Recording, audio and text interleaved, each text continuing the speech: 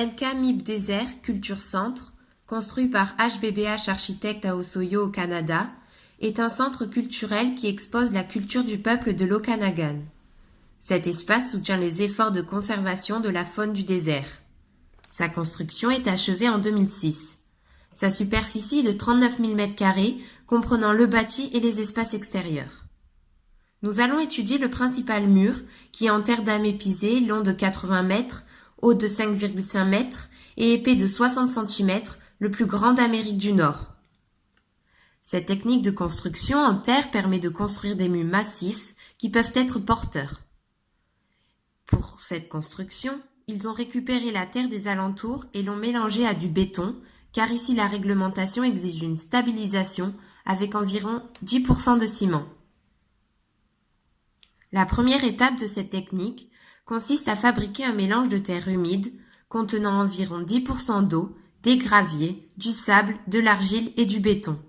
Il est ensuite versé puis réparti dans le coffrage pour former une couche d'environ 20 cm.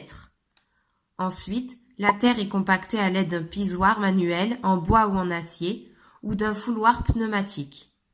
Par la suite, la couche suivante est versée puis répartie. Pour finir, le mur de 60 cm d'épaisseur peut être décoffré immédiatement. Les strates compactées restent visibles, avec une texture riche par son grain et sa couleur. Nous nous intéressons à sa coupe. Ce mur crée une rupture entre l'intérieur et l'extérieur du complexe. Ce dernier est encastré dans le sol. Il dispose d'une isolation à l'intérieur en polyisocyanurate et d'un revêtement supérieur composé d'un enduit de rebouchage au-dessus du parapet. Il possède des ouvertures, dont un vitrage scellé sans cadre, et d'une colonne en béton derrière qui maintient le mur et une dalle en béton.